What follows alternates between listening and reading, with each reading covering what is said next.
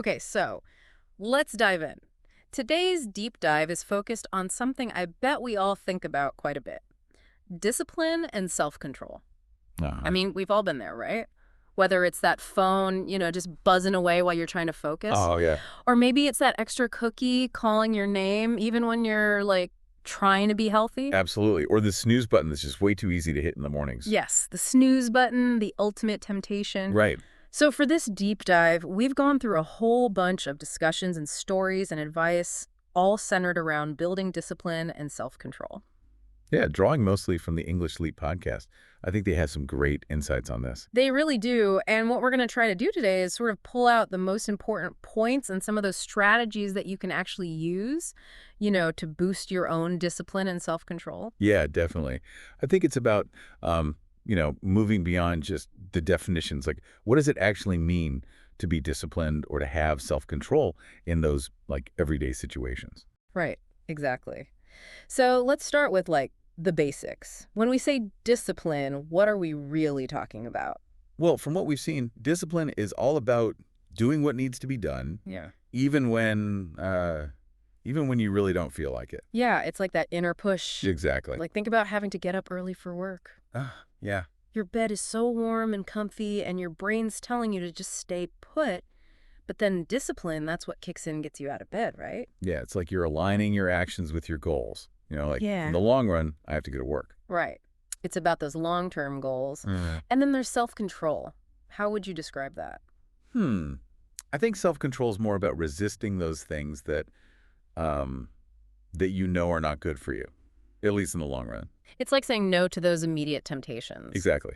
Okay, so we talked about those phone distractions. Oh, yeah, those are a big one. I mean, you just check one notification and then poof, an hour's gone. I know, right? It's like a black hole of time. It really is. But it's not just the phone, is it? It's also things like, ooh, I don't know, like that extra slice of pizza when you're trying to eat healthier. Oh, yeah, definitely. Or maybe you get sucked into a game when you have a ton of work to do.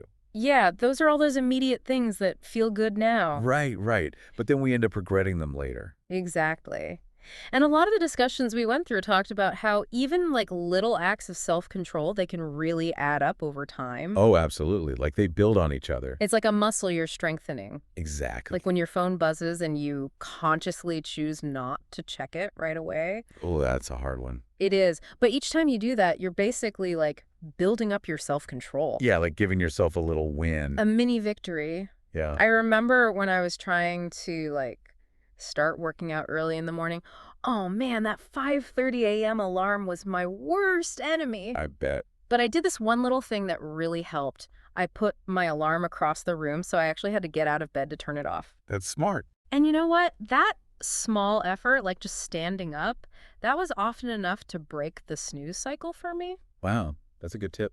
And once I was up, it was much easier to get myself to actually work out. It's like once you break that initial inertia, things start to flow. Yeah, exactly. So those little wins can really make a big difference. And that actually leads us to the whole idea of habits. Oh, habits are so important. Right. And what we learned from these discussions is that when you turn something into a habit, it basically takes less mental energy to do it. It's like it becomes automatic. Right. Like think about, I don't know, maybe taking a walk after dinner. Yeah. At first, you might have to like remind yourself to do it, but after a while, it just becomes part of your routine. You don't even think about it. You just do it. It's like brushing your teeth. You don't have to convince yourself to do it every day. Yeah, it's just ingrained in you. And there was this really cool story in the English Leap podcast about this person who wanted to read more. Oh, yeah. What do they do?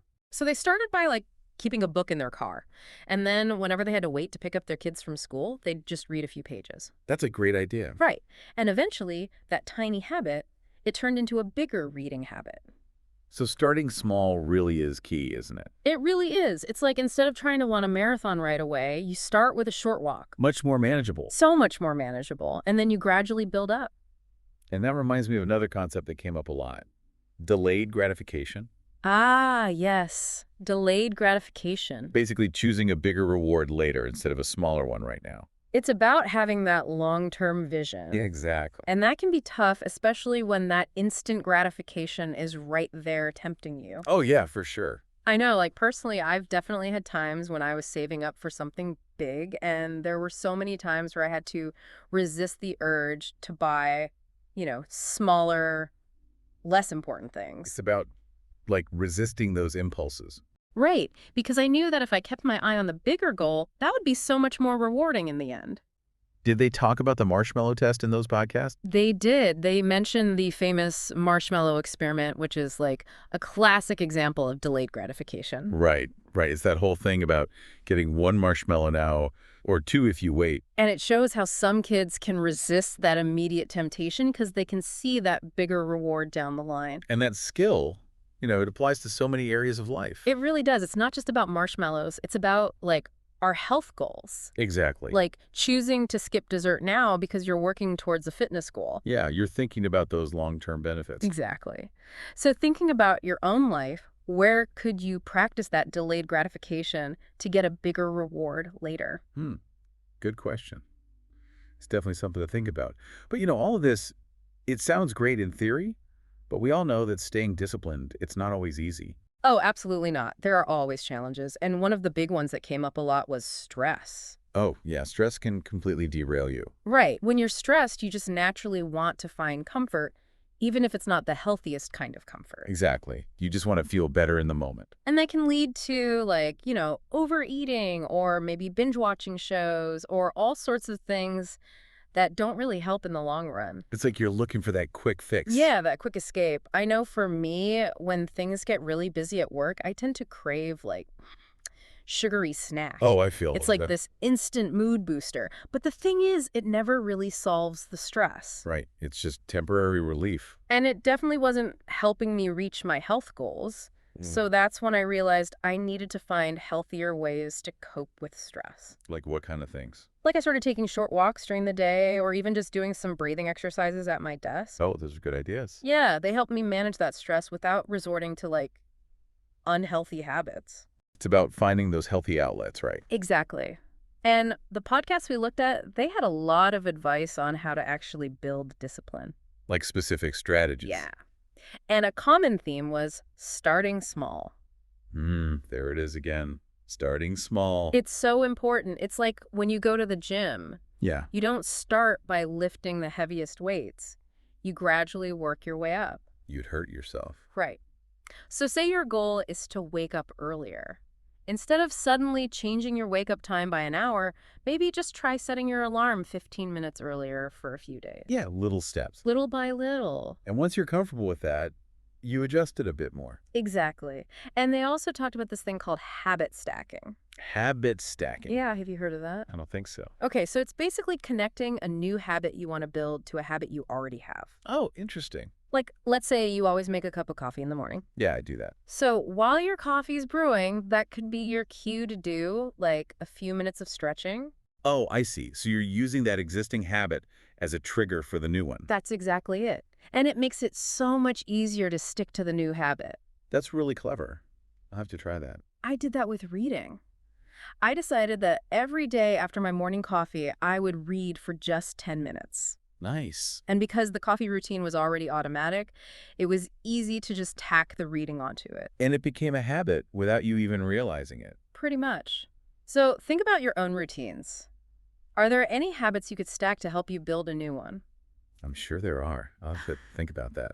But, it's interesting because a lot of these discussions also touched on this difference between motivation and willpower. Oh yeah, those two are definitely related, but they're not the same thing. Right. Motivation is like that initial spark. Yeah. It's what gets you started. Yeah, it's that excitement you feel when you're, like, starting a new project or setting a new goal. But the thing about motivation is it can be kind of fleeting. It comes and goes. Exactly. Yeah. And that's where willpower comes in. Willpower is like the engine that keeps you going even when the motivation fades. Yes.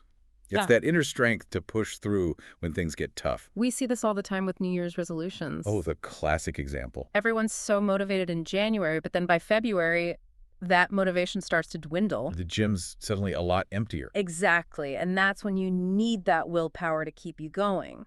But, willpower, it's not limitless. Right. It's not like this infinite well of energy. Like a muscle, I- it can get tired. Exactly. That's why they say it's best to do your hardest tasks earlier in the day, Oh, that's a good tip. when your willpower's fresh. So instead of trying to, like, power through a difficult task at the end of the day when you're already exhausted. Yeah, it's setting yourself up for failure. Right. It's better to tackle those things when you have more mental energy. And another thing they talked about, using rewards to stay on track. Oh, rewards are a great motivator. Right, like little things to keep you going. Even something small, like a piece of dark chocolate after you finish a tough task. Ooh, I like that reward. Right. It's a little something to look forward to. And those little things, they can really add up and help you stay motivated. It's about like celebrating those little wins along the way. Exactly. So, what are some rewards that you use to keep yourself going? Hmm, that's a good question. How to think about that. But, all of this talk about motivation and willpower, it really highlights the importance of being aware of yourself. Oh, self-awareness is so crucial. Right. Because when you're more mindful of your habits, your thoughts, and your feelings, you're more likely to catch yourself when you're about to, like, slip up. It's like being able to press pause before you act impulsively. Yeah, exactly. Like maybe you're about to mindlessly scroll through your phone. Oh, yeah, the mindless scrolling. But if you're aware of what you're doing, you can stop yourself and say, okay, why am I doing this? Do I really need to be on my phone right now? It's about being intentional with your actions. Exactly. I know for me, mindfulness really helped me with those stress eating habits we talked about earlier. Oh, yeah. How so? Well, when I started paying attention to like my actual feelings and why I was reaching for food, I realized that a lot of times it wasn't even because I was physically hungry. It was emotional hunger, Yeah, it was more about trying to soothe those stressful feelings. comfort eating. Exactly. Yeah. And once I realized that, I could start to make different choices. Like, instead of grabbing a bag of chips, I might take a few deep breaths or go for a quick walk. So mindfulness helped you break that automatic response. It really did. Hmm. And it helped me identify those triggers, like, okay, when I feel this way, I tend to do this. So you can anticipate it and plan accordingly. Exactly. It's all about understanding yourself. Right. It's knowing your strengths and weaknesses. Exactly. And knowing what makes it harder for you to stay disciplined. So think about those moments when you catch yourself acting without really thinking. Could mindfulness help you in those situations? It's definitely a powerful tool. But, even with the best intentions and all the mindfulness in the world, we're all human. Oh, yeah, we're not perfect. And that's something they emphasize a lot in the podcasts. The importance of being flexible. Yes. Flexibility and self-compassion. Because we all have setbacks. We're going to mess up sometimes. Like, you might skip a workout or you might give in to that pizza craving. It happens. We're not robots. But the important thing is to not see those as, like, huge failures. Right. Don't let them derail your entire journey. Yeah, they're more like little detours. Exactly. You get back on track and keep moving forward. It's about progress, not perfection. And being kind to yourself along the way. So as we wrap up this deep dive, I think the biggest takeaway is that discipline and self-control, these aren't things you're just born with. They're skills that you can develop. You can learn them, you can get better at them. And it's about understanding yourself, starting small, building those habits, finding healthy ways to deal with stress, and, being flexible with yourself along the way. And remembering that it's a journey, not a destination. Exactly. So as we finish up, here's something to think about.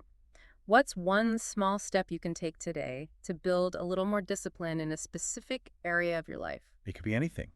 Just one small thing to get you started. And remember, this is just the beginning. There's a whole world of information out there about habit formation, mindfulness, and stress management. Yeah, there's always more to learn. Thanks for joining us on this deep dive.